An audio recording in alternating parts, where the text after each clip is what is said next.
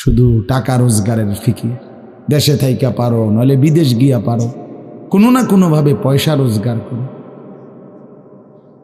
টাকা রোজগার করলে মা বাপ খুশি, টাকা রোজগার না করলে না অখুশি, খালাস। এরপরে ইমান আছে কিনা, ইসলাম আছে কিনা, নামাজ আছে কিনা, কোরআন আছে কিনা, আল্লাহ চিনে কিনা, হালাল হারাম কিনা, জায়েজ না জায়েজ না, এত কিছু আমার দরকার। ফুতেরে জিগায়ও না যে ফুত কামাই যে করতেছ কি হালাল কামাই করো না হারাম, না এত কিছুর দরকার কি। টাকা দিতেছে, খাইতেছে, ঘুমাইতেছে, বিল্ডিং করতে আসে, জমি কিনতে আসে, আপেল মালটা খাইতেছে। এক ছেলে আমারে নিজে বলছে, আমি সবার ব্যাপারে বলি না, এক ছেলে আমারে নিজে বলছে, হুজুর আমি একটা দেশের নাম বলছে, যেই দেশে আমার কর্মটা ছিল, চলে আসছে ওই দেশ থেকে। আমার বলছে, হুজুর আমার কর্মটা হলো এই, মদের বার, মদের হোটেলে নারী পুরুষ উলঙ্গ জিনা ব্যভিচার করে, আমার দায়িত্ব শুধু পাশে দাঁড়িয়ে মদের বোতল নিয়ে দাঁড়ায় থাকা, যতবার তারা চায় অতবার তাদেরকে মদ গ্লাসে ঢেলে দেওয়া, তাদের হাতে তুলে দেওয়া। এর বিনিময়ে আমার মাসে বেতন 2 লাখ টাকা। মুসলমান মুসলমান মুসলমানের সন্তান, বাংলাদেশের সন্তান। তো এই টাকা যখন বাবা খাচ্ছেন, বিল্ডিং করতেছে, কোনো টেনশন নাই। আমি আবারও বলছি, আমি সবার জন্য বলি না, ওই বলছে দেখে অট্টা কইছি, কথা বুঝছেন না, আমি তো নাম ঠিকানা বলি না। হে আত্মীয়তার আইয়ুহাল কাতি, আত্মীয়তার সম্পর্ক ছিন্নকারী ব্যক্তি, আসো। এই জন্য ভাইয়ের সাথে যুদ্ধ করছো, বোনের সম্পদ নষ্ট করছো, চাচারে সম্পত্তি দাও নাই, এই জন্য, এই দুনিয়ার জন্য নাও, এখন না, এখন যা লাগে নাও। এইভাবে প্রত্যেক নাফরমান পাপীকে, হে হারামখোর সুদ করে দিগা, এখানে টাকা যা লাগে নে, নে বাটপার, এখান থেকে টাকা নে, কি পরিমাণ টাকা দরকার ছিল তোর, নে। এইভাবে রাসূলুল্লাহ সাল্লাল্লাহু আলাইহি সাল্লাম বলেন, দুনিয়ার এই সম্পদগুলো কথা বলবে আর ডাকবে, ডাকলে মানুষ, আচ্ছা এটা তখন কেরম লিখবো, কথা বোঝেন নাই, এটি যখন কথা বলবে, ডাকাডাকি করবে, মানুষ কি বলবে? লোকেরা তো সবাই দাঁড়াইছে, মানুষও তো দাঁড়াইছে, তারারই তো ডাকতেছে, তো তারা কি বলবে? ওয়াকালাল ইনসানু মা লাহা, আল্লাহ নিজেই বলতেছে, লোকেরা তখন মানুষগুলো বলবে মা লাহা, এটা কি হলো, আরে এইটা কি কারবার, এগুলো কথা বলে কেমনে, এগুলো কি কয়, এরা আমার চিনলো কেমনে, আমি যে সিটার, আমি বাটফারে চিন্না লাগলো, ইন্নারিল্লাহ, একের পুরা ধরা অনবিচার আচার কিছুই শুরু হয়েছে না, এখনই বেজ্জুতি, বাকিটা তো অবস্থা খারাপ। মানে অর্থাৎ মানুষগুলো অবাক হয়ে বলবে মা লাহা, কি হলো জমিনে, কি হলো এগুলোর, এরা এমন করছে কেন, এরা কথা বলছে কেন? আল্লাহ বলেন ইয়াউমাইদিন তুহাদ্দিসু আখবারাহা, আল্লাহ তাআলা বলেন, বান্দা হে কি দেখছো হবে, এই মাত্র দেখলা স্বর্ণ রূপ্য টাকা পয়সা কথা বলে, এখনে না দেখবা আসল খেলাটা। ইয়াউমাইদিন তুহাদ্দিসু আখবারাহা, আল্লাহ বলেন এখন দেখবা সরাসরি এই হাসরের মাঠে তোমার সামনে, তোমার পায়ের নিচের জমিন, তোমার পুরা জিন্দেগির কথা, তোমার যত তথ্য, ভালো কিংবা মন্দ, নেক কিংবা গুনাহ, তোমার সমস্ত কিছু রাতের কিংবা দিনের, একাকী কিংবা প্রকাশ্যের, গোপন কিংবা আড়ালের, আল্লাহর কসম জমিন সবটা এখন তোমার সামনে বলে দিবে। ইয়াউমাইদিন তুহাদ্দিসু আখবারাহা, রব্বুল আলামিন বলেন জমিন সবটা কথা বলে দিবে, ভালোটাও মন্দটাও, আলোটাও অন্ধকারটাও, একাকীও অন্ধকারেও, প্রকাশ্যেও সবার মাঝেও, সব বলে দিবে। রাতের চুরি বলে দিবে, রাতের তাহাজ্জুদটাও বলে দিবে, মদের আড্ডার কথাও বলে দিবে, জুয়ার আড্ডার কথাও বলে দিবে। সারা রাত যুবক উলঙ্গ ছবি দেখেছ, আল্লাহর কসম সেটাও বলবে। যে যুবক মালিকের সেজদা দিয়েছে সেটাও বলবে। তাহাজ্জুদও শোনাবে, আবার সবার সাথে যে জামাতে নামাজ পড়েছে এটাও বলবে। সব কিছু বলে দিবে। আল্লাহ বলেন, যদি মানুষ ভাবতে চাও জমিন কিভাবে কথা বলে, স্বর্ণরৌপ্য কিভাবে কথা বলে, আল্লাহ বলেন বিআন্না রাব্বাকা আওহা লাহা, আল্লাহ তাআলা আদেশ করেছেন বলেই কথা বলে। আল্লাহ বললে, হুকুম করিলে আল্লাহর গোটা কায়নাত, গোটা সৃষ্টি জগৎটাই কথা বলে। ওয়াশাহিদা আলাইহিম সামউহুম ওয়া আবসারুহুম ওয়া জুলুদুহুম বিমা কানু ইয়ামালুন। আল্লাহ বলে, হাসরের ময়দানে বান্দা, তোমার কান, তোমার চোখ, তোমার সারা দেহের চামড়া, জুলুদুহুম, তোমার সারা দেহের চামড়া, হাসরের ময়দানে তোমার পুরা জিন্দিগির কর্মকাণ্ড বলে দিবে। চামড়াগুলো বলবে, চামড়া, মানুষের শাহওয়াত চামড়াতে।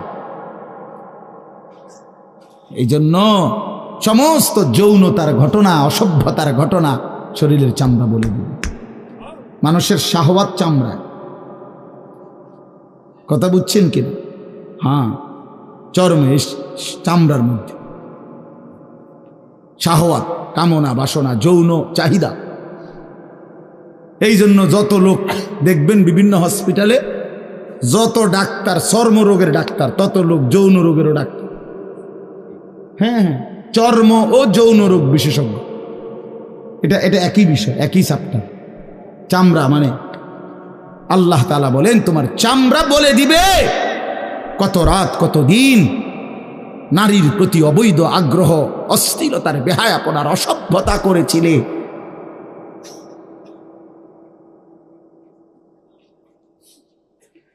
হায় হায়।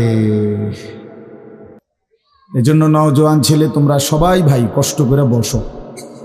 যে যে পাশে দাঁড়িয়ে আছো, আল্লাহর ওয়াস্তে বসো।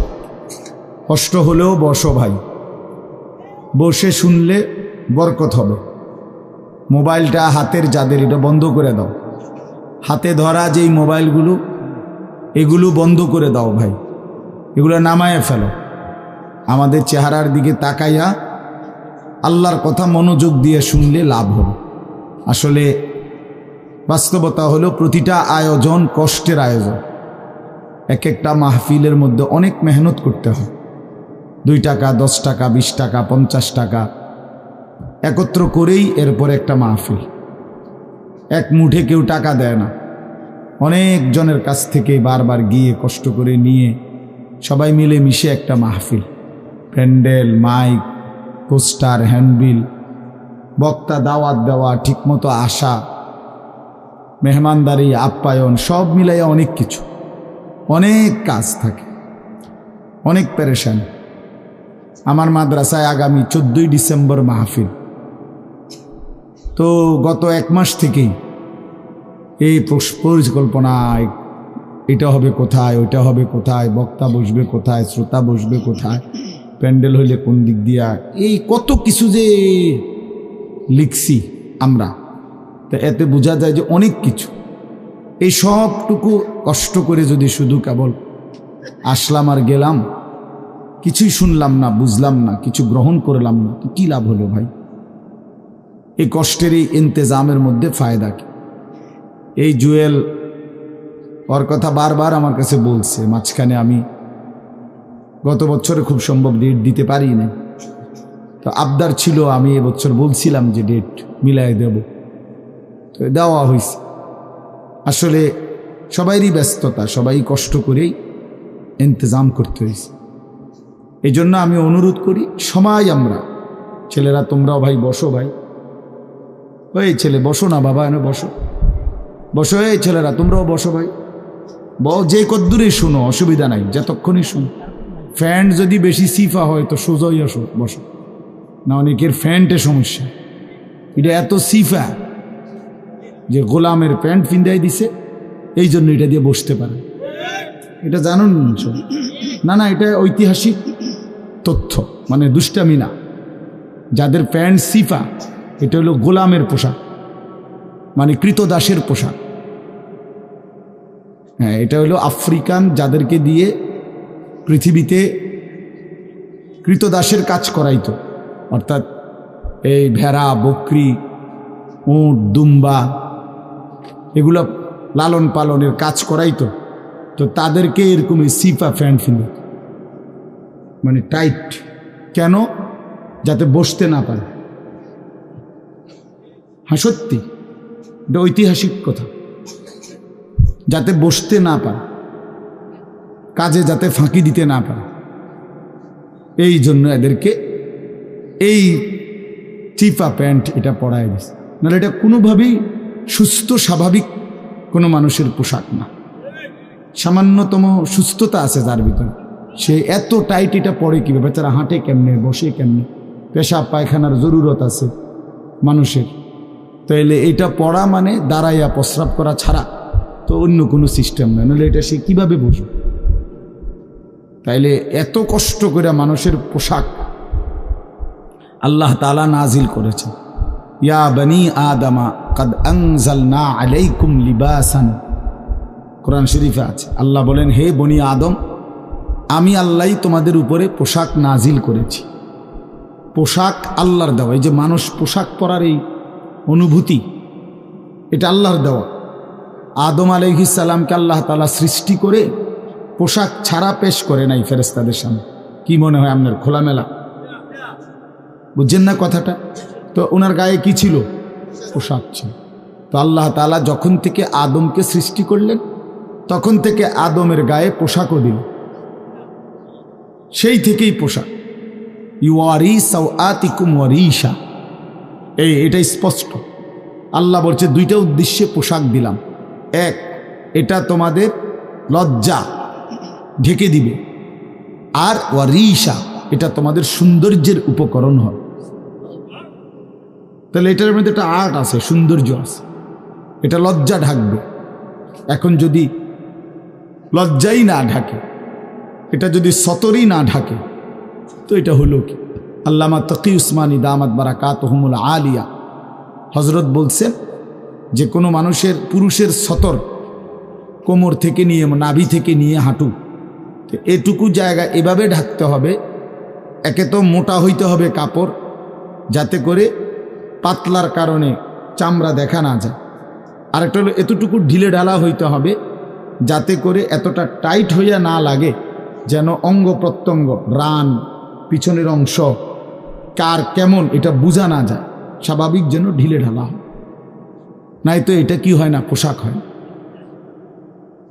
একবারে শরীর সাইজ কাইটা বানানো, এটা কোনোভাবেই সৌন্দর্য না। তো এই জন্য এটা একটা গুরুত্বপূর্ণ বিষয়। এটা বলে অনেক সময় অনেকেরই দেখি, এই বেচারা আমাদের সাথেও কোনো সময় দেখা করতে আসলে মাদ্রাসায়, মনে করেন মাহফিলের দাওয়াত দিতে আসছে, অথবা এমনি দেখা করতে, তো আমাদের তো নিচে বসতে হয়, চেয়ার টেবিল নাই। তো এই নিচে বসতে কইলে আর বই তারা এটারে টানতে টানতে ফ্যান যান শেষ। বেচারা নিজেও কষ্টে প্যারেশানিতে পড়ে, আমরাও প্যারেশানিতে পড়ি। এই জন্য স্বাভাবিক ঢিলে ঢালা পোশাক পরা উচিত, একটু যেন করে চলতে ফিরতে আরাম হয়। ভাই তোমরা বসতে না, তোরা এখান থেকে চলে যাও, বেটা অপদার্থ কোথাকার, যাও এখান থেকে বেটা, হ্যাঁ যাও। তোমার মতো দু চারজন শ্রোতা না হলে কি ফালতু কোথাকার। এতবার বললাম, এটা বসতে ক্ষতি কি? আল্লাহর কথা বসে শুনতে হয়। এটা এতবার একটা কথা বলতেছি, এটা যদি গুরুত্ব না হয় তো এটা কি হলো আমাদের বলেন? আল্লাহর কথা বসে শুনতে হয়, এটা তো একটা সার্কাস না। কি বলেন, এটা কি একটা সার্কাস? তাইলে কোরআন শরীফে আছে এটা। মুসা আলাইহিস সালামকে আল্লাহ তাআলা তুর পাহাড়ে জুতা খুলতে বললেন কেন? জুতা খুলে বসবার জন্য।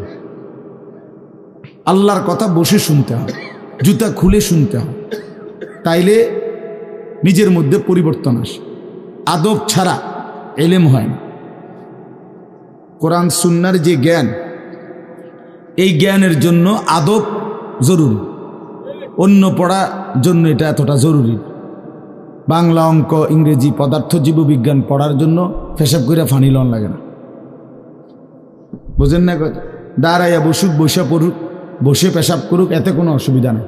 কিন্তু আল্লাহর কোরআন পড়বার জন্য, রাসূলুল্লাহ সাল্লাল্লাহু আলাইহি সাল্লামের সুন্নাহ পড়বার জন্য প্রস্রাব করে ঢিলা নিতে হয়, টয়লেট পেপার ব্যবহার করতে হয়, পানি ব্যবহার করতে হয়। পবিত্র হইতে হয়। হ্যাঁ আসো আব্দুর রহমান, তুমি এনে আও। না না না, এখানে আসো। তো এই জন্য এটা জরুরি বিষয়। আমাদের কোরআন এবং সুন্নার এলেমের জন্য আপনার আদব জরুরি, আখলাক জরুরি, তহারত জরুরি। এই যে এখন এখানে একটা, এটা আপনাদের এটা শুধু একটা মহড়া না, বরং এখানেও তো কোরআন সুন্নার এলম বলার জন্যই ওলামায়ে কেরাম আপনাদেরকে বসাইছে, ঠিক না? তো তাইলে আদব জরুরি। মৌলানা ইয়াহিয়া বয়ান করতেছিলেন, হ্যাঁ আল্লাহ তাআলা, আমি যেটুকু আইসা মাত্র শুনলাম, আল্লাহ তাআলা হাসরের ময়দানে এক কদম পাও বাড়াইতে দিবেন, জিন্দিগির প্রতি ইঞ্চির হিসাব হবে। আন উমরিহি ফিমা আফনাহু, পুরা হায়াত বান্দা কোথায় ব্যয় করেছো বলো আমাকে, আমার দেওয়া হায়াত। ও আন শাবাবিহি ফিমা আবলাহু, শুধু যৌবনটা কোথায় ব্যয় করেছো সেটা আমাকে আলাদা বলো। ও আন মালিহি মিন আইনা ইকতাসাবাহু ওয়া ফিমা আনফাকাহু, প্রতিটি টাকার ব্যাপারে হিসাব দাও দুইটা। এক, টাকাটা কামাই করছো কেমনে, ব্যয় করেছো কোথায়। ওয়া মাদা আমিলা ফিমা আলিমা, যা যা শিখেছিলা, জেনেছিলে, শুনেছিলে, তা কি পরিমাণ আমল করেছো সেটা বল, সেটা বল। এই জন্য এই বিষয়গুলো জরুরি। বাপ রাসূলুল্লাহ সাল্লাল্লাহু আলাইহি সাল্লাম বলেন, এগুলো উত্তর না দিয়ে কোনো মানব সন্তান হাসরের ময়দানে এক কদম সামনে যাইতে পারবে না, এক কদম সামনে যাইতে। কোরআনুল কারীমের মধ্যে আছে, আল্লাহ তাআলা বলেন, ফাওয়ারাব্বিকা লানাসআলান্নাহুম আজমাইন আম্মা কানু ইয়ামালুন। আল্লাহ তাআলা বলেন, আমার কসম, মানে আল্লাহর কসম, আল্লাহ নিজের কসম করে বললেন, আমি অবশ্যই তোমাদেরকে জিজ্ঞেস করব, অবশ্যই অবশ্যই সকলকে, আজমাইন, সকলকেই আমি আল্লাহ জিজ্ঞেস করব, আম্মা কানু ইয়ামালুন, দুনিয়ার হায়াতে যা তোমরা করেছিলে।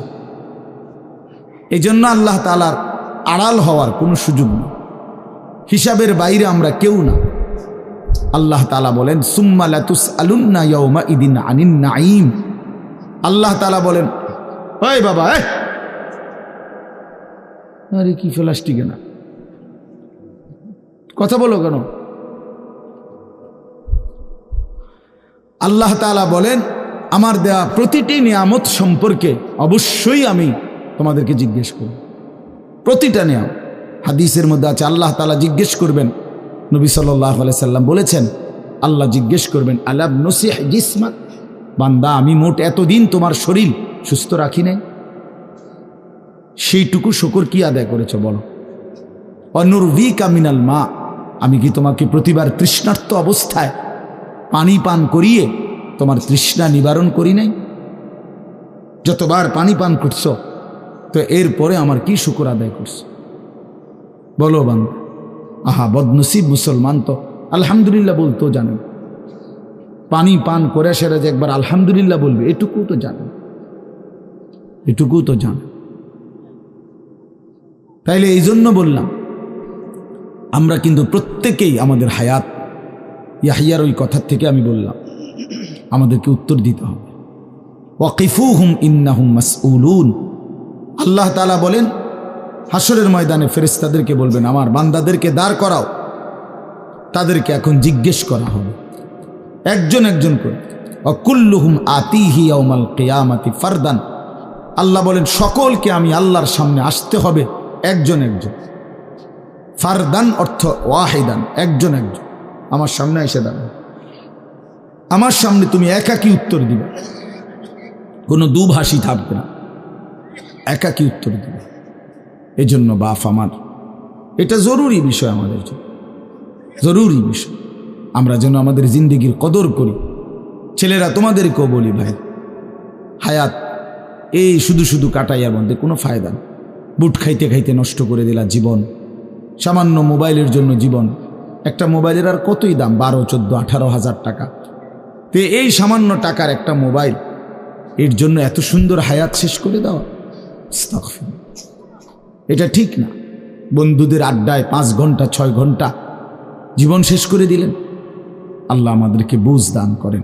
এজন্য চলেন প্রতিটা মাহফিলের বয়ান মনোযোগ দিয়ে শুনবেন, জুমার নামাজের বয়ান মনোযোগ দিয়ে শুনবেন। যখনই ওলামায়ে কেরাম কথা বলে মনোযোগ দিয়ে শুনলে ধীরে ধীরে পরিবর্তন হয়। মানুষ একদিনে বদলায় না, এটা আমরাও জানি। একদিনে কোনো জুনায়েদ বাগদাদি হয়ে যাবেন, একদিনে কোনো আব্দুল কাদের জিলানি হয়ে যাবেন। ওনারা নিজেরাও একদিনে হয় নাই, তা আপনি হইবেন কেন? বুঝেন নাই? জুনায়েদ বাগদাদি এত বড় আল্লাহর ওলি হয়েছে একদিনে, তো বাইজিদ বুস্তামি এত বড় আল্লাহর ওলি হয়েছে একদিনে, তো আপনি হবেন কেন?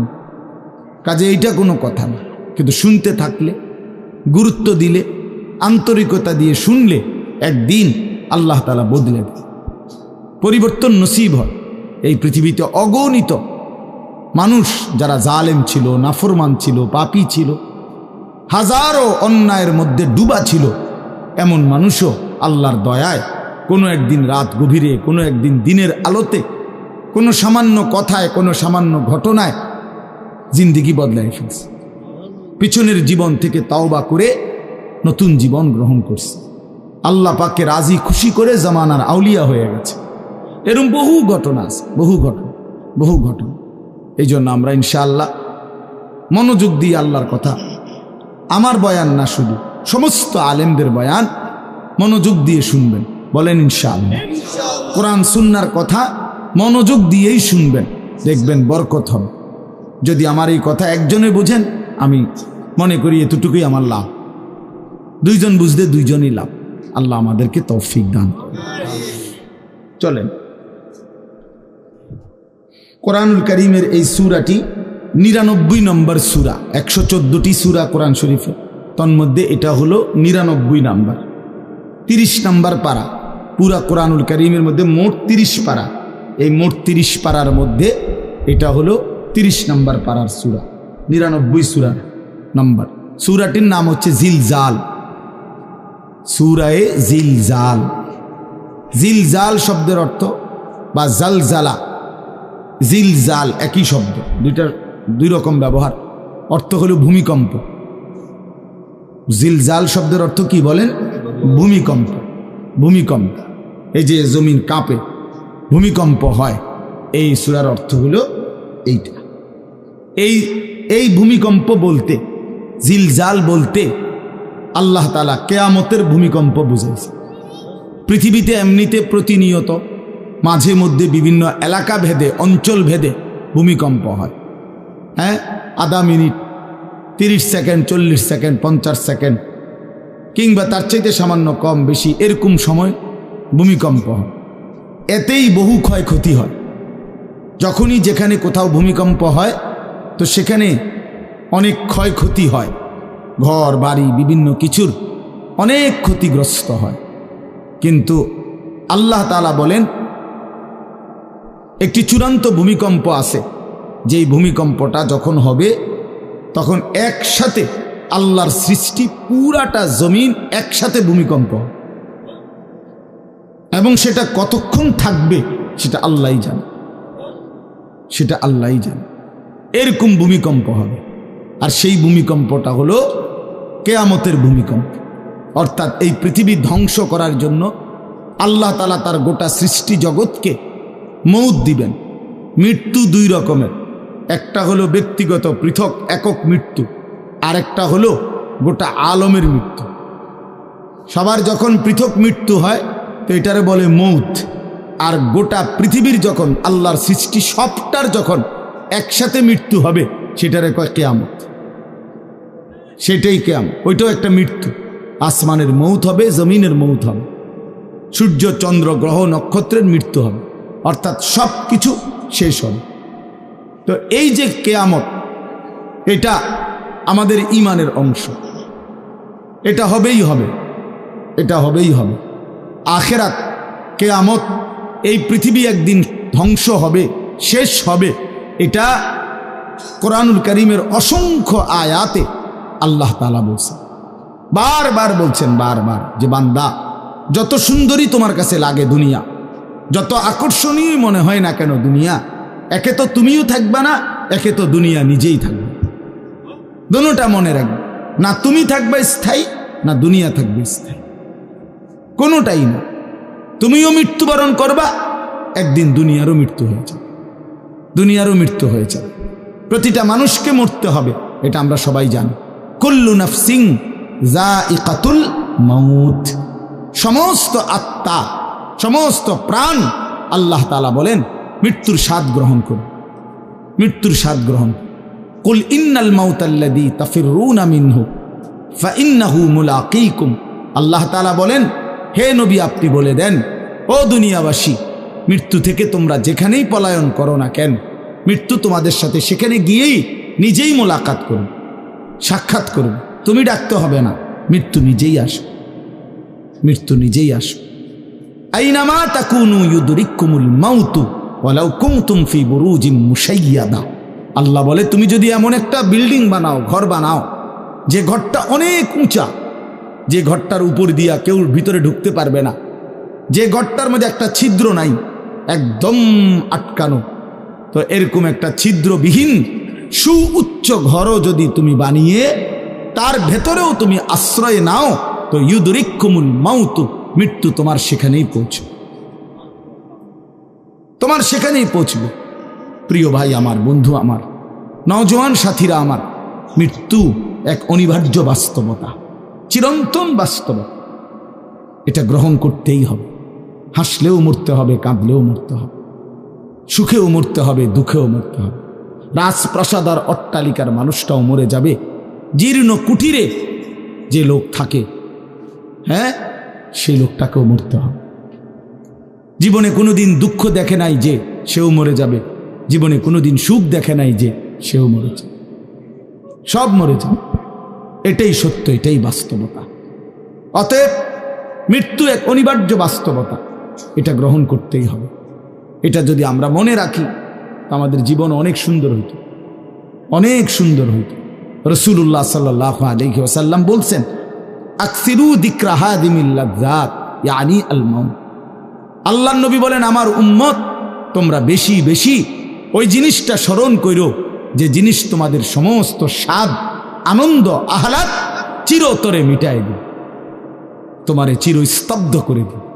জলজ্জান্ত মানুষটা আমাদের সামনে হাঁটতো, চলতো, উঠতো, বসতো, ঘুরতো, ফিরতো, হ্যাঁ, সেই মানুষটা মনে করেন আমার চোখের সামনে নাই, তার লাশ আমার সামনে, আহা সেই লোকটা স্তব্ধ। পৃথিবীর কত মানুষ কত আওয়াজ করতেছে, কত শোরগোল করতেছে, কিন্তু এই লোকটা হাতও নাড়ে না, পাও নাড়ে না, চোখও মেলে না, আর কিছুই করে না। এ কি আশ্চর্য বিষয়! চোখের সামনের এই মানুষটা নাই, কি হলো তার? কে তারে থামাই দিল? কে তারে স্তব্ধ করে দিল? এ তো আমার মতো ঘুরতো, ফিরতো, হাঁটতো। আহ, আমার আব্বারে আমি কত দেখছি, একদিন আমার আব্বা চলে গেলেন। আমার দাদারে আমি কত দেখছি, আমার দাদা একদিন চলে গেলেন। আমার জ্যাঠারে আমি দেখে আসছি, দোয়া করে আসছি, ফু দিয়ে আসছি। এক সপ্তাহ পরে জ্যাঠা ইন্তেকাল করলেন, আবার এক সপ্তাহ পরে আমি গিয়া জ্যাঠার জানাজা পড়াইছি।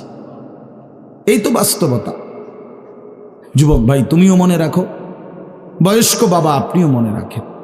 হাসান বসরি রহমতুল্লাহ আলাই একজন বড় বুজুর্গ ছিলেন।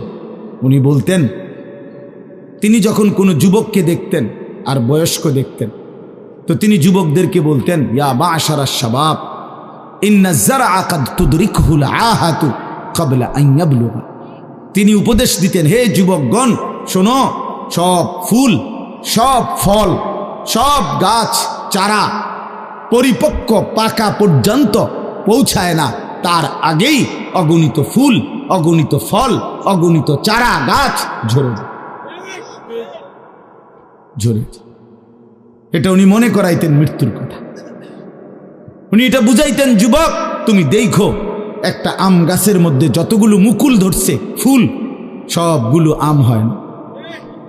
যতগুলো আম ধরছিল ছোট ছোট, সবগুলো বড় পাকা পর্যন্ত যায় না, তার আগেই ঝরে যায়। ঝরেই যায় বেশি, থাইকা যায় অল্প। তার মানে যুবক, কিশোর, তরুণ এই বয়সেই মৃত্যু হয় বেশি, বৃদ্ধ পর্যন্ত পৌঁছে কম। পুরা বাড়িতে অনেক সময় এমন হয় একজনও বয়স্ক লোক নাই, একজনও নাই। আমার ঘর, আমার বাপ চাচাদের যে ঘর, সেখানে আপনার এখন আমার চাচাতো ভাই, জ্যাঠাতো ভাই, আমার ভাই বেরাদর সব মিলাইয়া আমাদের ছেলে পেলে ভাই বাতিজা মিলে না হয়তো 60-70 জন আছি আমরা, কিন্তু আমাদের একজনও বয়স্ক লোক নাই। আমার দাদাও নাই, দাদিও নাই, জ্যাঠাও নাই, চাচাও নাই, আমার আব্বাও নাই, কেউ নেই। তাইলে কেন এমন হলো?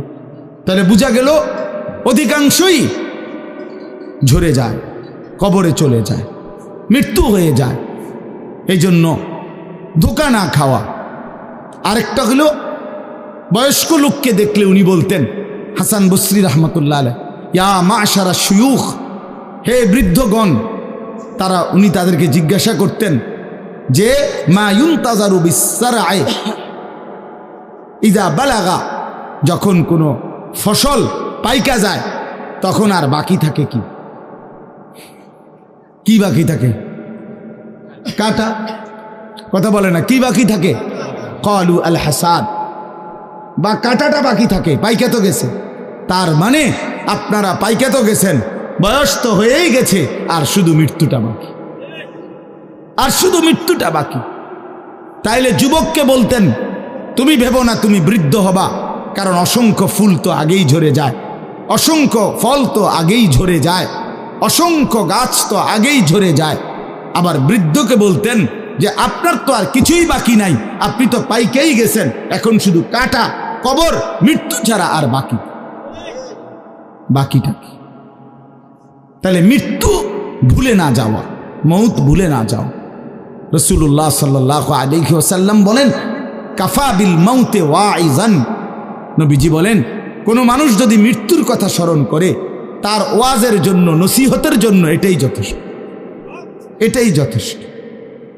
আমরা কিতাবে পড়ছি হযরত ওমর রাদিয়াল্লাহু তাআলা আনহু, এত বড় সাহাবী, উনি বলতেন কুল্লা ইয়াউমিন ইউকালু মাতা ফুলান মাতা ফুলান ওয়ালা বুদ্দা মিন ইয়াউমিন ইউকালু মাতা ওমর। তিনি বলতেন, হায় শোনো, প্রতিদিন ঘোষণা হয় আজ অমুকের মৃত্যু হলো, অমুকের মৃত্যু হলো, অমুকের মৃত্যু হলো, অচিরেই একদিন ঘোষণা হবে আজ ওমরের মৃত্যু হলো, আজ ওমরের মৃত্যু হলো। উনি বলেন এই ঘোষণা শুনবে খুব দ্রুত একদিন। এই জন্য বাপ, এই আমাদের ব্যক্তিগতভাবে প্রতিনিয়ত মৃত্যু হচ্ছে, ঠিক এভাবে আমরা তো মরছি, একদিন এই গোটা আলমের মৃত্যু হবে, এই গোটা সৃষ্টিটাই আল্লাহ তাআলা গুটায় ফেলবে। আচ্ছা, কি আশ্চর্য কথা, এটা কি অবাক করা। এক মিনিট যদি কেউ বিবেক দিয়া ভাবে, যারে বলে কি হুজুর, বলেন কি, এত বড় আসমান ভেঙে যাবে, এই সূর্য খসে পড়বে, চাঁদ খসে পড়বে। আল্লাহ তাআলা বলছে ইযা সামাউন ফাতারাত, আসমান ভেঙে যাবে, ওয়া ইদাল কাওয়াকিবুন তাসারাত, তারকারাজি খসে খসে পড়বে, ইযা শামসু কুব্বিরাত ওয়া ইদাল কাওয়াকিবুন তাসারাত। আল্লাহ তাআলা বলছেন সূর্যটা গুটায় ফেলা হবে, পাহাড়গুলো বালির মতো, তুলার মতো উঠতে থাকবে। ইদা রাজ্জাতিল আরদু রাজ্জা, এই জমিনের মাটিগুলো রেজা রেজা, পাউডার পাউডার হয়ে যাবে। ইদাল বিহারু ফুজ্জিরাত, সমুদ্র, খাল, বিল, নদীর পানিগুলো সব টকবগে উতরাইয়া গরম হইয়া বাষ্পের মতো উড়ে যাবে। না কোথাও পানি থাকবে, না কোথাও গাছ থাকবে, না আসমান থাকবে, না জমিন থাকবে, কিছুই না। আচ্ছা, এটা কেমন কথা, এটা কেমন আশ্চর্য বিষয়। এই গোটা আলমের মৃত্যু হবে। আল্লাহ তাআলা কোরআনুল কারীমে বিশ্বাস করেন, অসংখ্যবার এই কথা এটা বলছে, এটা হবেই হবে। ইদা ওয়াকাতিল ওয়াকিআ, আল্লাহ বলেন এই ঘটনাটা ঘটবে। লাইসা লি ওয়াকাতিহা কাযিবা, এই ঘটনা মিথ্যা মনে করার মতো কেহ নাই। যেদিন ঘটে যাবে তখন আর কারো কোনো মিথ্যাবাদী আর থাকবে না, অর্থাৎ কেউ আর অস্বীকার করার সুযোগ হবে না। চোখের সামনে দিন, চোখের সামনে দিন।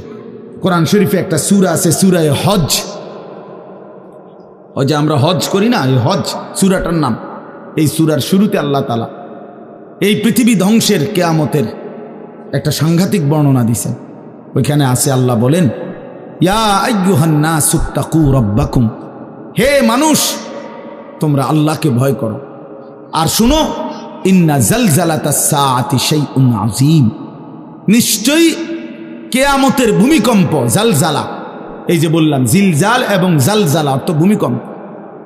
আল্লাহ বলেন কিয়ামতের ভূমিকম্প, ইসরাফিল যখন ফু দিবে, আমার এই পৃথিবী যখন ভাঙতে শুরু করবে, এই সৃষ্টি জগৎ পুরাটা যখন আমি আল্লাহ গুটায় ফেলবো, ওয়াসসামাওয়াতু মাতবিয়াতুম বিয়ামিনি, আল্লাহ বলেন 7 আসমান আমি আল্লাহ তাআলার হাতের মধ্যে গুটায় ফেলবো, গুটায় ফেলবো। তুমি জানো না আমার ক্ষমতা। কুল্লু মান আলাইহা ফান ওয়া ইয়াবকা ওয়াজহু রাব্বিক, সব শেষ করে দেব আমি, শুধু আমি আল্লাহই থাকবো, শুধু আমি আল্লাহই থাকবো। তো আল্লাহ তাআলা বলেন এই ইসরাফিল ফু দিলেই, শুরু করলেই জমিনে ভূমিকম্প শুরু হবে। ইন্না জালজালাতাস সাআতি শাইউন আযীম, আল্লাহ বলেন নিশ্চয়ই এই কিয়ামতের ভূমিকম্প এটা শাইউন আযীম, বড়ই ভয়ানক, বড়ই মারাত্মক। কারণ দুনিয়ার ভূমিকম্প 1 নাম্বার হলো বর্তমানের ভূমিকম্প কখনো 30 সেকেন্ড, কখনো 40 সেকেন্ড, কখনো 47 সেকেন্ড, 50 সেকেন্ড, এই সেকেন্ড মিনিট, 47 মিনিট নিয়ে ভূমিকম্প হয়। কথা কর না কেন? 30 মিনিট ভূমিকম্প হয়। 30 মিনিট ভূমিকম্প হইলে আমাদের 14 গোষ্ঠী থাকবে নি কেন? 30 সেকেন্ড, 40 সেকেন্ড হয় ভূমিকম্প। এইটুকুতে একে তো সময় সামান্য, দ্বিতীয়ত হলো একসাথে গোটা পৃথিবীতে হয় না, এদিকে হলে ওইদিকে হয় না এরকম। কিন্তু আল্লাহ তাআলা বলেন ইসরাফিল ফু দিলে যে ভূমিকম্পটা হবে, সেই ভূমিকম্পটা গোটা পৃথিবী একসাথে নাড়ায় দিবে, একসাথে নড়িয়ে। 47 সেকেন্ড না, কতক্ষণ সেটা আল্লাহই জানে। তখন অবস্থা কি হবে? মানুষের আতঙ্ক, এই ভূমিকম্পে আতঙ্ক। হ্যাঁ, আমি একবার চাঁদপুর মাহফিলে ছিলাম, রাত্রে ঘুমাইছি মসজিদের রুমে, ইমাম সাহেবের রুমে, এই সময় ভূমিকম্প আইছে, দরজা খুলে দিছি দৌড়, মসজিদের মাঠে আইছি দাঁড়াইয়া, চাই যে পুরা গ্রামের মানুষ সব আইসা পড়ছে, হই হুল্লোড় চিৎকার, হায় হায়। অথচ সবাই চিৎকার দিতে দিতেই ভূমিকম্প শেষ। ভূমিকম্প হয়েছেই তো অল্প একটু, কিন্তু এটুকুর আতঙ্কেই যা হুজুর পাবলিক বরাবর, কিসের হুজুর আর কিসের পাবলিক, বক্তা শ্রোতা সমান। এই এখন মনে করেন ভূমিকম্প হইলে আমরা সব দিব দৌড়, আমি এখানে বুজুর্গি দেখাই বইতাম। হ্যাঁ, আমি একটা বড় হুজুর বেটা প্রধান বক্তা, আমি লড়লে কি মানুষে কি করব, আপনি কি করবেন আমার সময় কো, আমার জান নিয়ে টানাটানি। আল্লাহু আকবার। তো এই সামান্য ভূমিকম্প, কিন্তু আল্লাহ তাআলা বলেন ইসরাফিল সিংহা ফু দিলে যে ভূমিকম্প হবে বান্দা, সেটা বড়ই ভয়ানক, সেটা সারা পৃথিবী নড়বে একসাথে। তখন কি হবে মানুষের আতঙ্ক? ইয়াউমা তারাউনাহা তাযহালু কুল্লু মুরদিআতিন আম্মা আরদাআত। এই 1 নম্বরে আল্লাহ বলেন যে মা তার বাচ্চাটাকে দুধ পান করাইতেছিল, এই কোলের বাচ্চা, দুধের বাচ্চা, আপন মা তার দুধের বাচ্চা ভুলে যাবে, ফেলে দিবে, ছুঁড়ে মারবে, আর মা পাগলের মতো দৌড়ানো শুরু। কোরআন শরীফের আয়াত। ওয়াতাদাউ কুল্লু যাতি হামলিন হামলাহা। এবং আল্লাহ তাআলা বলেন যে মায়ের পেটের বাচ্চা 10 মাস পূর্ণ হয়ে গেছে, আগামী 2 ঘন্টা 5 ঘন্টা পরে বাচ্চাটা এমনিতেই প্রসব হইতো, আল্লাহ তাআলা বলেন ইসরাফিলের ফু দিলে জমিন যখন কাঁপতে শুরু করবে, তো এই গর্ভধারিণী মা, গর্ভবতী নারী পাগলের মতো এভাবে ছুটবে, দৌড়বে, নিজের গর্ভের বাচ্চা নিজেই পড়ে যাবে। ও তারান নাসা সুকারা, আল্লাহ বলেন মাতালের মতো সমস্ত মানুষগুলো ছুটতে থাকবে। ফাইদা বারিকাল বাসার ওয়া খাসাফাল কামার ওয়া জুমিআ আশ-শামসু ওয়াল কামার। আল্লাহ তাআলা বলে চন্দ্র সূর্য আলোহীন হয়ে যাবে, সূর্য চন্দ্র এক হয়ে যাবে। ওয়া জুমিআ আশ-শামসু ওয়াল কামার ইয়াকুলুল ইনসানু ইয়াওমাইদিন আইনাল মাফার। লোকেরা দৌড়বে আর ছুটবে, মানুষ একে অপরকে জিজ্ঞেস করবে ভাইয়া পালাবো কোথায়, দাঁড়াবো কোথায়? কোথাও তো স্থির কোনো জায়গা নাই, কোথায় দাঁড়াবো? আল্লাহ তাআলা বলেন কাল্লা লা ওয়াজার, না বান্দা সেদিন আর কোথাও জায়গা মিলবে না। ইলা রব্বিকা ইয়াউমা ইদিনিল মুস্তাকার, আজকে শুধুই কেবল তোমার আল্লাহর কাছেই আশ্রয় ঠিকানা। এভাবে বহু আয়াত কোরআনুল কারীমের মধ্যে আল্লাহ তাআলা বর্ণনা করছেন। আমার ভাই, তো এই ইসরাফিলের ফু দিলে গোটা আলমের মৃত্যু হবে, ভূমিকম্প শুরু হবে। তো এই ভূমিকম্প কেন হবে? এই কাঁপতে কাঁপতে সমস্ত কিছু ভাঙ্গা একসাথে এই সব কিছু আল্লাহর সৃষ্টি সমস্ত কিছুই জমিনের তলদেশে চলে যাবে। জমিন তখন খালি ফাঁকা, জমিনে তখন কিচ্ছু নাই, কিচ্ছু নেই, একটা সুতা মাটির উপরে থাকবে। এই প্রথমবার ইসরাফিল ফু দিলে সমস্ত কায়নাত, ইনসান, জিন, আল্লাহর সমস্ত সৃষ্টি মাখলুকাত সব জমিনের তলদেশে চলে যায়। মানুষ ও জিন ও অর্থ সম্পদ, স্বর্ণ রৌপ্য, মণি মুক্তা, হীরা জহরত সব সব সব একটা কাগজের অস্তিত্ব, সব কিছু, গোটা জমিন ফাঁকা। এভাবে কতদিন আল্লাহই জানে, কতদিন আল্লাহই জানে। হ্যাঁ মা ভাই, এরপরে একটা নির্দিষ্ট সময় পরে আবার আল্লাহ তাআলা ইসরাফিলকে জীবিত করবেন, করে আবার আল্লাহ তাআলা দ্বিতীয়বারের মতো ফু দিতে বলবেন। এই দুই ফুঁয়ের মাঝখানে কতদিন? নবী সাল্লাল্লাহু আলাইহি সাল্লামের এক হাদিসের মধ্যে বলছে 40। সাহাবীরা ব্যাখ্যা করছেন, মুহাদ্দিসিন, সেই 40টা হতে পারে 40,000 বছর। 40,000। এই জন্য বাপ একটা কথা হলো, সর্বশেষ যেই লোকটা কবরে যাবে, শেষ যেই ব্যক্তি মরবে পৃথিবীতে, হতে পারে তাকেও শুধু কবরেই থাকতে হবে 40,000 বছর। 40,000 বছর। এরপরে তো আখিরাত। এই 40,000 বছর যদি কবরে আযাব হয়, 40,000 বছর যদি কবরে আযাব হয় ভাই, তখন কি হবে? এবার ভেবে দেখেন, এখন যারা কবরে যাচ্ছে, হ্যাঁ, নূহ আলাইহিস সালামের জামানায় যারা মারা গেছে, ইব্রাহিম আলাইহিস সালামের জামানায় যারা মারা গেছে, নবীজি সাল্লাল্লাহু আলাইহি সাল্লাম তো 1,500 বছর আগে ইন্তেকাল করছেন, 1450 বছর আগে। তো ওই সময়ে যারা মারা গেছে তারা কবরে পড়ে আছে আজকে 1,500 বছর, 1,500 বছর, 1500 বছর। তাহলে নূহ আলাইহিস সালামের জাতি কত বছর থেকে পড়ে আছে? কোথায় নূহ নবী, কোথায় আমাদের নবী? কত ব্যবধান! এই জন্য বাপ, শুধুমাত্র কবরের বিষয়টাই তো সাংঘাতিক, আখিরাত তো পরে। শেষ ব্যক্তিটাও যদি কবরে থাকতে হয় 40,000 বছর, তো এখনকার মানুষগুলো আছে কত কাল ধরে।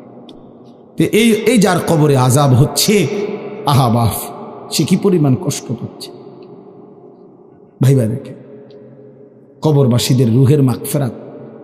আরে ভাইয়া, একবার চোখ বন্ধ করে 1 সেকেন্ড ভাবেন, আজ আমরা যাদের রুহের মাগফিরাত কামনা করলাম, এই 20 বছরের ব্যবধানে, 30 বছরের ব্যবধানে, 10 বছরের ব্যবধানে, 50 বছরের ব্যবধানে আবার এর পরের লোকেরা আমাদের রুহের মাগফিরাত কামনা করে। এটা কি পরিমাণ বাস্তবতা, কি পরিমাণ বাস্তবতা! এটাকে অস্বীকার করার, না বুঝার কিছুই নাই, মৃত্যুকে না বুঝার কিছুই নেই। কারণ এত বেশি জলজ্জান্ত আল্লাহ তাআলা এটা আমাদের সামনে দেখাইছেন, এত মানুষের মৃত্যু আল্লাহ আমাদের সামনে দেখাইছেন, এটাকে অস্বীকার করার, না বুঝার কিছুই নাই। তো চলেন, এরপরে আল্লাহ তাআলা ইসরাফিলকে আবার জীবিত করবেন। জীবিত করে আল্লাহ তাআলা ইসরাফিল আলাইহিস সালামকে বলবেন, ইসরাফিল, আবার তুমি সিংগায় ফু দাও। এইবার যখন সিংগায় ফু দিবে, তখন ইসরাফিল আলাইহিস সালামের এই দ্বিতীয় ফুতে আবার ভূমিকম্প শুরু। আবার কি শুরু হবে? ও মাঝখানে ভাই, ওই ছেলে অপদার্থ, কথা বলো না, হাসাহাসি করো না, কারো কথা বাকি থাকলে, দুষ্টামি বাকি থাকলে উঠে চলে যাও, বাহিরে আলাদা জায়গা আছে। গাফেল সন্তান কোনো কিছুতেই যাকে কোনো আসর করে না। আহা, আপনারা জানেন না, আপনাদের এক এক ছেলের অবস্থা হলো কলিজাটা পাথর হয়ে গেছে, কোনো কিছুই তার কলিজা নাড়ায় না। এত শক্ত জানোয়ার যে খোদার 365 দিনে কোনো দিন ফজরের নামাজ পড়ে না, একদিনও না। মানুষের বাচ্চা এত বড় জানোয়ার হয় কেন? আরে তুই কোন মানুষের বাচ্চা? তুই কোন মার দুধ খাইলি? নাফরমান। কেমনে মানুষ হইল তুই? এটা কি ধরনের মানুষ? একদিনও নামাজ পড়ে।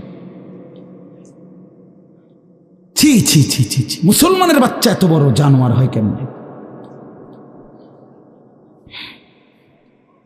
কোনো দিন নামাজ পড়ে না, 6 মাসে 9 মাসে কোনো দিন বলতে পারবে না নাফরমান কোনো দিন 5 ওয়াক্ত নামাজ পড়ছে কিনা। হায় হায়, এত বড় অসভ্য। মায়ের সন্তান হয় কেমনে? বাবার সন্তান হয় কেমনে? চিন্তা কর। কোনো কিছুই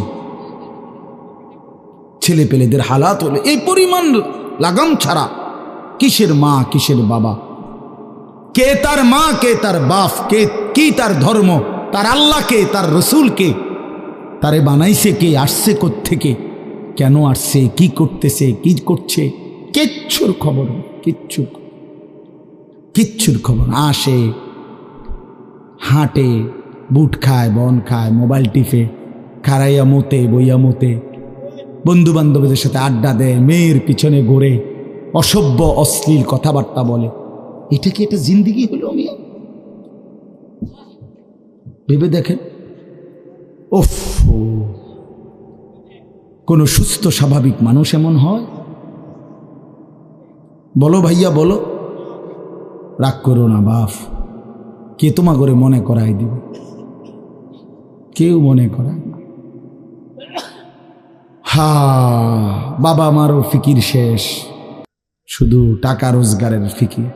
দেশে থাইকা পারো, নইলে বিদেশ গিয়া পারো, কোনো না কোনোভাবে পয়সা রোজগার করো। টাকা রোজগার করলে মা বাপ খুশি, টাকা রোজগার না করলে না অখুশি। খালাস। এরপরে ইমান আছে কিনা, ইসলাম আছে কিনা, নামাজ আছে কিনা, কোরআন আছে কিনা, আল্লাহ চিনে কিনা, হালাল হারাম কিনা, জায়েজ না জায়েজ না, এত কিছু আমার দরকার। ফুতেরে জিগায়ও না যে ফুত কামাই যে করতেছ, কি হালাল কামাই করো না হারাম, না এত কিছুর দরকার কি? টাকা দিতেছে, খাইতেছে, ঘুমাইতেছে, বিল্ডিং করতে আসে, জমি কিনতে আসে, আপেল মালটা খাইতেছে। এক ছেলে আমারে নিজে বলছে, আমি সবার ব্যাপারে বলি না, এক ছেলে আমারে নিজে বলছে, হুজুর আমি একটা দেশের নাম বলছে, যেই দেশে আমার কর্মটা ছিল, চলে আসছে ওই দেশ থেকে।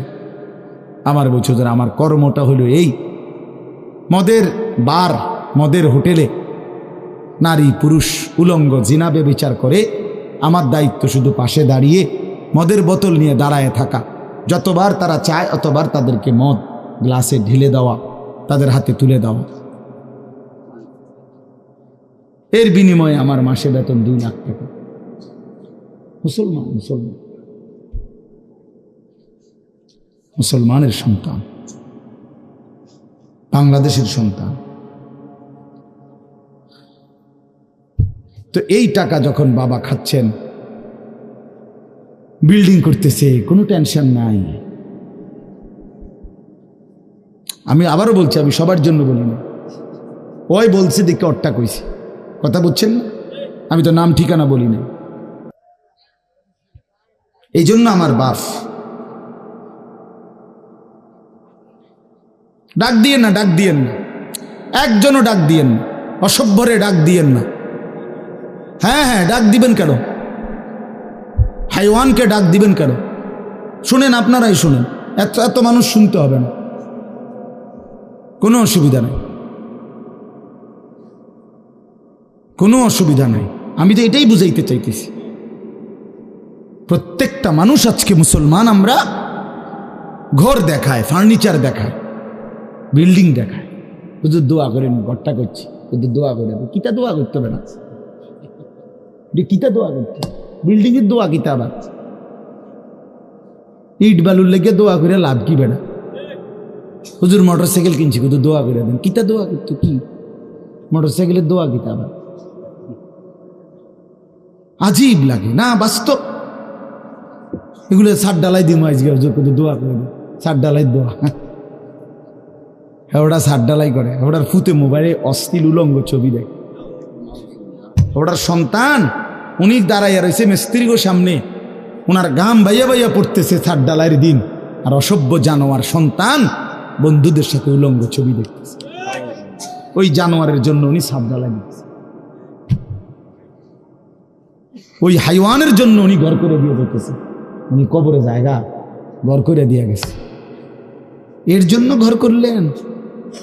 ছি ছি ছি ছি ছি। আমার দেওয়া ঘরে আমার কষ্টের কমাইয়ে এখানে বসে বসে রঙিন ছবি দেখবে, উলঙ্গ দৃশ্য দেখবে ঘরে শুয়া শুয়া সারা রাত। এর জন্যই আমার জীবনের এই অর্জন, এই ছিল আমার উপার্জনের উদ্দেশ্য। আহ,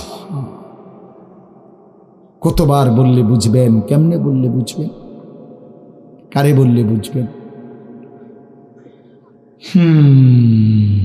আল্লাহ মাফ করে দেন। চলেন বাপ, তো বলতেছিলাম আল্লাহ তাআলা ইসরাফিল আলাইহিস সালামকে বলবেন আবার ফু দাও। তো তিনি দ্বিতীয়বারের মতো ফু দিলে জমিন আবার ভূমিকম্প শুরু হবে। এই ভূমিকম্পে জমিন কাঁপতে কাঁপতে এইবার জমিনের তলদেশে ওই প্রথমবার ফু দেওয়াতে ভূমিকম্প কাঁপতে কাঁপতে সব উপরে যা ছিল সব নিচে চলে গেছে। মনে আসেনি? এটা কইছি। তাহলে উপরটা কি? ফাঁকা। এইবার নিচে যা ছিল সব উপরে চলে আসবে। এই আসলেই এটা হাসরের মাঠ। সমস্ত নিচের জিনিস যা কিছু, একেবারে মানুষ, গরু, ছাগল, হাঁস, মুরগা, জিন, ইনসান, গদ, দুয়ার, বাজার, ব্যবসা, দোকান, টাকা, হীরা, জহরত, মণি, মুক্তা, টাকা পয়সা, অর্থবিত্ত, সব সোজা কথা জমিনের তলদেশের সব কিছু জমিনের উপরে উঠে আসবে। এই উঠে আসলেই এইটা হাসরের মাঠ। এইটা, এই হাসরের মাঠ কোনটা জানেন? এই যেখানে বসে আছেন এখন, এটাই হাসরের মাঠ।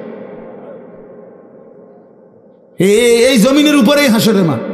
বাকি শুধু আল্লাহ কোরআন বলছে ইদাল আরদু মুদ্দাত, আমি আল্লাহ জমিনটাকে টেনে আরো লম্বা করে দেব, আরো বড় করে দেবো, আর কি প্রশস্ত করে দেবো। কারণ ওই যে পিসের মানুষ খারাপ লাগবে না? মানুষ তো দাঁড়াই বসেই আদম আলাইহিস সালাম থেকে নিয়া, তো মানুষ বেশি না? মানুষ, গরু, ছাগল, হাঁস, মুরগা, জিন, ভূত সব খারাপ না? সব দাঁড়াবে তো। এই জন্য আল্লাহ তাআলা বলেন জমিন আমি প্রশস্ত টেনে দিব, লম্বা করে দিব, এতটুকু। বাকি এটাই হাসরের মাঠ, এটাই হাসরের মাঠ। এই কথাটাই এখানে আল্লাহ তাআলা উল্লেখ করছেন। ইদা জুলজিলাতিল আরদু জিলজালাহা, যখন দ্বিতীয়বারের মতো ইসরাফিলের ফু দিলে জমিনের ভূমিকম্প শুরু হবে। ওয়া আখরাজাতিল আরদু আসকালাহা, আল্লাহ তাআলা বলেন তখন জমিন তার তলদেশে যা ছিল সমস্ত জমিনের তলদেশে, এগুলো এতদিন জমিনের বোঝা ছিল, বোঝা মানে মাটির নিচে, এগুলো সে মনে যেন ফোজা কান্দে লইছে। এবার ওয়া আখরাজাতিল আরদু আসকালাহা, জমিন তার বোঝা মানে জমিনের তলদেশে যা ছিল সে এবার তা জমিনের উপরে উঠায় না, উপরে উঠায়।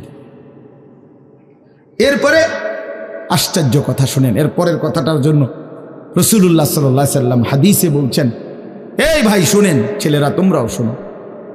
নবী সাল্লাল্লাহু আলাইহি সাল্লাম বলেন এই জমিনের তলদেশ থেকে যখন সবকিছু উপরে উঠে আসবে তখন অর্থ সম্পদ, হীরা জহরত, মণি মুক্তা, স্বর্ণ রৌপ্য এগুলো স্তূপ আকারে উঠে আসবে জমিনের উপরে, মানে হাসরের মাঠে। তো নবীজি একেবারে স্পষ্ট হাদিস, নবীজি সাল্লাল্লাহু আলাইহি সাল্লাম বলেন তখন এই স্বর্ণ রৌপ্য, টাকা পয়সা, হীরা জহরত এগুলো, এই অর্থ সম্পদগুলো আল্লাহর কুদরতে কথা বলবে। স্বর্ণের টুকরা কথা বলবে, কথা বলবে, রৌপ্যের টুকরা কথা বলবে, এগুলো কথা বলবে। কথা কি বলবে? এগুলো তখন ওই নাফরমান মানুষগুলোকে ডাক দিবে, ডাক দিবে, আইয়ুহাস সারিক, হে চোর, এদিকে এই সম্পদের জন্য চুরি করেছিলে, আজ যা দরকার নেও। আইয়ুহাল কাতি, হে ডাকাত, এদিকে এদিকে আসো, এই সম্পদের জন্য ডাকাতি করছিল, আজ নেও। হে আত্মীয়তার, আইয়ুহাল কাতি, আত্মীয়তার সম্পর্ক ছিন্নকারী ব্যক্তি আসো, এই জন্য ভাইয়ের সাথে যুদ্ধ করছো, বোনের সম্পদ নষ্ট করছো, চাচারে সম্পত্তি দাও নাই, এই জন্য, এই দুনিয়ার জন্য নাও, এখন না, এখন যা লাগে নাও। এইভাবে প্রত্যেক নাফরমান পাপীকে, হে হারামখোর সুদ করে দিগা, এখানে টাকা যা লাগে নে, নে বাটপার, এখান থেকে টাকা নে, কি পরিমাণ টাকা দরকার ছিল তোর, নে। এইভাবে রাসূলুল্লাহ সাল্লাল্লাহু আলাইহি সাল্লাম বলেন, দুনিয়ার এই সম্পদগুলো কথা বলবে আর ডাকবে, ডাকলে মানুষ, আচ্ছা এটা তখন কেরম লাগবো, কথা বোঝেন নাই, এডিজন কথা বলবে, ডাকাডাকি করবে, মানুষ কি বলবে? লোকেরা তো সবাই দাঁড়াইছে, মানুষও তো দাঁড়াইছে, তারারই তো ডাকতেছে, তো তারা কি বলবে? ওয়াকালাল ইনসানু মা লাহা, আল্লাহ নিজেই বলতেছে, লোকেরা তখন মানুষগুলো বলবে মা লাহা, এটা কি হলো, আরে এইটা কি কারবার, এগুলো কথা বলে কেমনে, এগুলো কি কয়, এরা আমার চিনলো কেমনে, আমি যে সিটার, আমি বাটফারে চিন্না লাগলো, ইন্নারিল্লাহ, একেবারে পুরা ধরা, অনবিচার আচার কিছুই শুরু হয়েছে না, এখনই বেজ্জুতি, বাকিটা তো অবস্থা খারাপ। মানে অর্থাৎ মানুষগুলো অবাক হয়ে বলবে মা লাহা, কি হলো জমিনে, কি হলো এগুলোর, এরা এমন করছে কেন, এরা কথা বলছে কেন? আল্লাহ বলেন ইয়াউমাইদিন তুহাদ্দিসু আখবারাহা, আল্লাহ তাআলা বলেন বান্দা হে কি দেখছো হবে, এই মাত্র দেখলা স্বর্ণরূপ্য টাকা পয়সা কথা বলে, এখনো না দেখবা আসল খেলাটা। ইয়াউমাইদিন তুহাদ্দিসু আখবারাহা, আল্লাহ বলেন এখন দেখবা সরাসরি এই হাসরের মাঠে তোমার সামনে, তোমার পায়ের নিচের জমিন, তোমার পুরা জিন্দেগির কথা, তোমার যত তথ্য, ভালো কিংবা মন্দ, নেক কিংবা গুনাহ, তোমার সমস্ত কিছু রাতের কিংবা দিনের, একাকী কিংবা প্রকাশ্যের, গোপন কিংবা আড়ালের, আল্লাহর কসম জমিন সবটা এখন তোমার সামনে বলে দিবে। ইয়াউমাইদিন তুহাদ্দিসু আখবারাহা,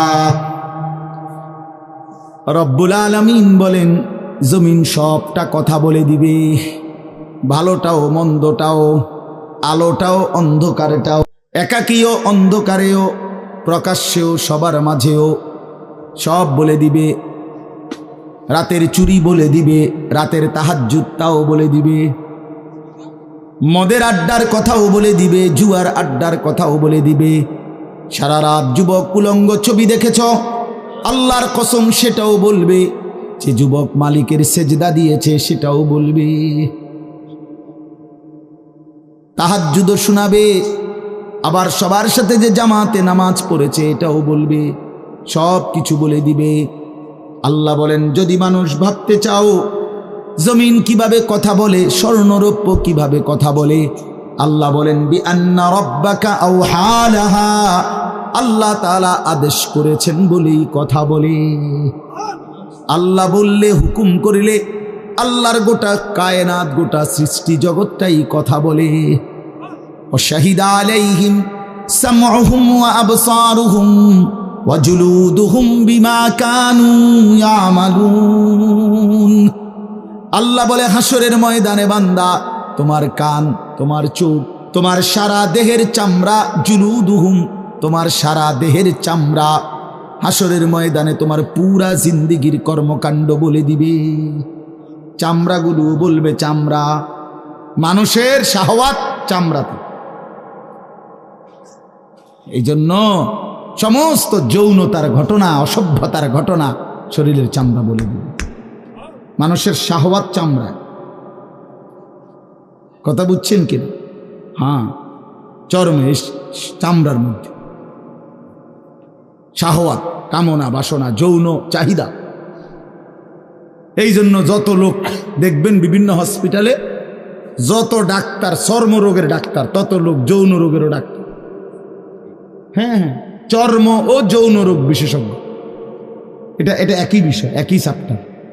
চামড়া মানে আল্লাহ তাআলা বলেন তোমার চামড়া বলে দিবে কত রাত কত দিন নারীর প্রতি অবৈধ আগ্রহ, অস্থিরতার, বেহায়াপনার, অসভ্যতা করেছিলে।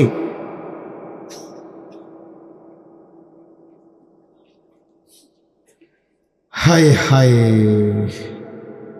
বিআন্না রাব্বাকা আওহা লাহা, আল্লাহ বলেন আমি আল্লাহ হুকুম করেছি বলে কথা বল। এই জন্য আল্লাহ হুকুম করিলে চামড়াও কথা বলে, কানেও কথা বলে। এখন কি কানে কথা বলে? কিন্তু সেদিন বলল চোখেও কথা বলল। এখন চোখ কথা বলে না, মানে সব কিছুর জবান খুলবে, সব কিছু। আপনারা বলেন, আমরা তো মনে করি জিহ্বায় কথা বলে না, জিহ্বায় কথা বলে না, আল্লাহর হুকুম হইলে কথা বলে। নাহলে যেই লোক বোবা তারও তো জিহ্বা আছে না, তো সে কথা বলে না। যেই লোক কানে শুনে না, তো তার কি আপনার এইভাবে কান বলতে কিছু নাই, তো সে শুনে না কেন, কথা বলেন না কেন? আল্লাহর হুকুম। যার চোখ, যে চোখে দেখেন, এই যে জুয়েল ভাই, আমি মূলত তার মহব্বতেই মাহফিলটা দিছি। তো এই যে দেখে না, তো তার এভাবে তো চোখ আছে, সে দেখে না কেন? আল্লাহ তাআলার হুকুম নাই বলে দেখে, ঠিক কিনা বলেন না কেন? মজার বিষয় হলো রাসূলুল্লাহ সাল্লাল্লাহু আলাইহি সাল্লাম হাদিসে স্পষ্ট বলেছেন, বিশ্বাস করেন, একেবারে বিশুদ্ধ হাদিস, আল্লাহ তাআলা তার দুইটা চোখ নিয়ে গেছে।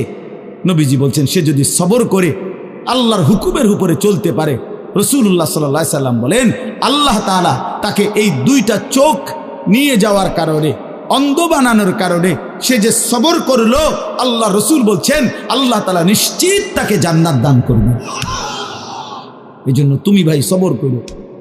মালিকের এই দুনিয়া দেখতে পারলা না, তো অপেক্ষা করো, একদিন জান্নাত দেখবা, জান্নাতের হুর দেখবা, তো আরো মজা হবে যে আমি প্রথমেই জান্নাতি দেখলাম, জান্নাতি দেখলাম। যা মালিক, দুনিয়া দেখলাম না তোমার, তুমি আমারে জান্নাত দেখাই। আল্লাহ তৌফিক দান করুন। ইয়াউমাইদিন ইয়াসদুরুন নাসু আশতাতান লিয়ুরাউ আমালাহুম, আল্লাহ বলেন তখন দলে দলে ফেরেশতারা মানুষগুলোকে লাইনবদ্ধ, সারিবদ্ধ করে দলে দলে বানাবে।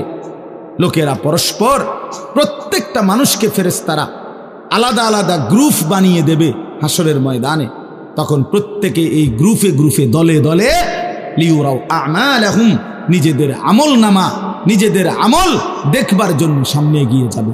অর্থাৎ প্রত্যেককে তার আমল নামা দেখবার জন্য, দেওয়ার জন্য নির্দিষ্ট জায়গায় নিয়ে আসবে। নেওয়ার পরে সেখানে প্রত্যেকের ফাইল, প্রত্যেকের খাতা, আমল নামা তার হাতে তুলে দেওয়া হবে। দিলেই সে দেখবে। আল্লাহ বলতেছেন, ফামান ইয়ামাল মিসকালা যাররাতিন খায়রান ইয়ারা, এক বিন্দু, এক অণু পরিমাণ, পরমাণু পরিমাণ, সামান্য থেকে সামান্য পরিমাণও নেকি, কল্যাণ, তাও তুমি দেখতে পাবা। ওমান ইয়ামাল মিসকালা যাররাতিন শাররান ইয়ারা, বিন্দু থেকে বিন্দু মন্দ যা করেছিলে তাও তুমি দেখতে পাবে। এক জাররা, মূলত জাররা বলে তাফসীরের মধ্যে লিখছে লা ওয়াজনা লাহু লা জিনাতা লাহা, যেটার কোনো ওজন হয় না, এত সামান্য, এত সামান্য, ওজন নাই, মানে 100 গ্রামও না, 10 গ্রামও না, 1 গ্রামও না, আধা গ্রামও না, এত সামান্য, এটার কোনো ওজন নাই, ওজন নাই, ওজন আসে না আর কি, ওজনে হয় না, এরে বলে জাররা। তাফসীরের মধ্যে লিখছে, কোনো ব্যক্তি, হযরত আব্দুল্লাহ ইবনে আব্বাস বলেন, কোনো ব্যক্তি যদি মাটিতে এমনি হাত মারে, মানে হাত লাগাইয়া আবার উঠাই লাইছে, তখন এই যে বালুগুলো লাগছে, এই বালুর যেগুলো হাত থেকে ঝরে পড়ে কণা, এগুলো তার চাইতে সামান্য এক জাররা। আমার উস্তাদ বলছিলেন ছাত্র জীবনে আমাদেরকে, যে মানুষ যে কাপড় ধুইয়া চিপে, কাপড় এমনি চিপ্পা রৌদ্র দেয় না, মানে চিপ্পাই তো ফানি ফেলায়, তো কাপড় চিপ্পা সাইরা মানুষের একটা স্বভাব হইল রৌদ্র দেওয়ার আগে এটার একটা ঝাড়া মারে, লুঙ্গিটারে একটা আগে কি মারে, ঝাড়া দিয়া এরপরে দেয়। এই যে লুঙ্গিটা ঝাড়া দিলে যে ছোট্ট ছোট্ট পানির ফোঁটা ছিটকাইয়া পড়ে, এই ফোঁটা, এগুলো পিচ্ছি পিচ্ছি, এগুলো এক একটা জাররা, অথবা তার চাইতে ছোট। এটার ওজন আসবে না, এটা 1 গ্রামও হবে না, আধা গ্রামও হবে না। এই সামান্য ভালোটাও তুমি দেখবা, মন্দটাও দেখবা। কেমনে আড়াল করবেন ভাই? নিজেকে আড়াল করবেন কেমনে? বাপ যুবক, তুমি কেমনে আড়াল করবা? কোরআন শরীফে আছে, আল্লাহ বলেন, ইয়াউমা তুবলাস সারাইর, বান্দা আমি হাসরের ময়দানে তোমার অন্তরের গোপন বিষয়গুলো, যেগুলো কেউ শুনে নাই, তুমিও বলো নাই, শুধু মনে মনে কল্পনা করছিলা ভালো কিংবা অসৎ, সেগুলো হাসরের ময়দানে তোমার সামনে খুলে দেব। হ্যাঁ, আফালা ইয়ালামু ইযা বু'সিরা মা ফিল কুবুর ওয়া হুসিলা মা ফিস সুদূর। আল্লাহ তাআলা বলেন এই বুকের ভিতরে, অন্তরের ভিতরের যেই কথাগুলো সেগুলো খুলে দেব। এই জন্য আজকে আমার কথা এখানে শেষ। আমি এতটুকু কথাই বলতে চাই, এই 99 নম্বর সূরাটা আমাদেরকে এই কথার সবক দিচ্ছে যে আমরা আমাদের জিন্দেগির 1 সেকেন্ড একটি নিঃশ্বাস আড়াল করবার সুযোগ নেই। হিসাব দিতে হবে, হিসাব দিতে হবে। 1 মিনিট, 1 সেকেন্ড, 1 পলক, 1 লম্হা, 1 মুহূর্ত আমাদের আড়াল করবার সুযোগ নাই ভাই। ভালোটার প্রতিদানও নিতে হবে, মন্দটারও প্রতিদান নিতে হবে। তাইলে কেন জীবন নষ্ট করব, কেন হায়াত নষ্ট করব? আমার অনুরোধ রইল, যতগুলো যুবক ছেলে আছো ভাই, তোমাদের কাছে অনুরোধ, মৌলানা কথা বলবে, এরপরে আরও একটু বয়ান হলে এরপরে দোয়া হবে, কিন্তু আমার মাঝখান দিয়ে এই কথাটাই আমি অনুরোধ করে বললাম, প্রত্যেকেই দয়া করে আল্লাহর ওয়াস্তে, আল্লাহর ওয়াস্তে নিজের জীবনের কদর করো ভাই। আমার এটাই শেষ কথা। যুবক ছেলেরা, তুমি আমার সাথে এখন যাইবা না, আমিও তোমার সাথে যাব না। এই দুনিয়াও যেমন আমি আলাদা চলে যাচ্ছি, আপনারাও আলাদা চলে যাবেন, কিন্তু বাস্তব কথা হইল আমি আপনি প্রত্যেকে আলাদা আলাদা কবরে, আখেরাতে আল্লাহর সামনে মুখোমুখি হইতে হবে। এই জন্য হাত জোর করে অনুরোধ করছি ভাই, নিজেরে নষ্ট করো না। একটা ছেলেও যদি বুঝো, আমার অনুরোধ রইল তোমার প্রতি, তুমি নষ্ট হইও না, চরিত্রহীন হইও না, তুমি হায়াতটা শেষ করে দিও, কষ্ট পাইবা। এই নারী ছবি, অশ্লীল দৃশ্য, উলঙ্গপনা, বেহায়াপনা, এই জেনা ব্যভিচারের দৃশ্য, এগুলো দেখো না। চেষ্টা করো 5 ওয়াক্ত নামাজ পড়তে, 5 ওয়াক্ত নামাজ পড়তে হিম্মত করলে পারবা ভাই। পেশাব পায়খানার পরে টয়লেট পেপার ব্যবহার করো, পানি ব্যবহার করো, দেখবা শরীর পবিত্র থাকলে আল্লাহর ইবাদত করতেও মন চাই। মূলত মানুষ অনেকের যাদের নামাজ ছুটে যায়, তাদের একটা বড় কারণ হলো তার শরীর অপবিত্র, শরীর নাপাক। আর নাপাক দেখে নেক কাজের তামান্না, আগ্রহ জাগে না। এই জন্য এই যে পেশাব করে পানি নেয় না, টয়লেট পেপার ব্যবহার করে না, এই অসভ্য এই কারণে নামাজ পড়তে চায়। বাস্তব কথা, এর তখন আর হায়া লজ্জা থাকে না। এই জন্য সবাই মিলে ইনশাআল্লাহ নামাজ পড়ে নিজেদের স্ত্রী, কন্যা, বোনকে পর্দা পশিদায় রাখতে চেষ্টা করেন।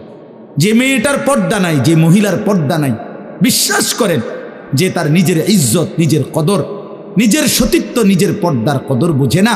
এটা কোনো নারী না, এটা কোনো মহিলা না, এটা প্লাস্টিক জাতীয় কিছু হইতে পারে। এটা এক ধরনের প্লাস্টিক, এটা এক ধরনের অসভ্য। যে নারী বেপর্দা, যেই মেয়ে দুশ্চরিত্র, যেই মেয়ে চরিত্রহীন, যেই মেয়ে বেহায়ার মতো চলে, সে শুধু নিজের ক্ষতি করে না, সে একটি সমাজ নষ্ট করে, একটি মহল্লা শেষ করে। এই আগুন সারা মহল্লায় জ্বালায়া দেয়, তার রূপের যৌবনের আগুন জ্বালায়া অসংখ্য যুবকের জিন্দেগি নষ্ট। এই জন্য ওই জানোয়ার মনে রাখতে হবে, ওই অসভ্য নারী যতগুলো ছেলে তাকে দেখে অবৈধ কামনা বাসনা করছিল, এই সমস্ত যুবকের সমপরিমাণ গুনাহ ওই অসভ্য মেয়ে, ওই নর্তকী, ওই ব্যভিচারিণী নারী তাকে ভোগ করতে হবে। এত সোজা না। এই জন্য বাবাদেরকে বলি, ছেলেদের দিকে কদর করেন, মেয়ের দিকে নজর দেন, স্ত্রীর দিকে নজর দেন। ওই খাট পালং দেখাইয়েন না, বিল্ডিং উল্ডিং দেখাইয়েন না, ইতান দেখাইয়া লাভ নাই। উঠতে লাইলে সবারই ঘুমাইয়া লাগে, পরিশ্রম করে ঘুমাইলে এত কিছু লাগে না। কত মানুষ আছে এরকম যারা ফাওটাও দোয় না, জুতাই নাই, বেটা ফাও দিব কি দিয়া বেটা। হ্যাঁ, সময় কর, এতটা ক্লান্ত থাকে যে শুইলেই কি এসে পড়ে ঘুম আইসা। আল্লাহ আমাদের সবাইকে কদর করার তৌফিক দান করেন। আজকের এই মাহফিলকে আল্লাহ তাআলা ভরপুর বরকত দান করেন। আল্লাহ তাআলা আপনাদের সবাইকে কবুল আর মনসুর করেন।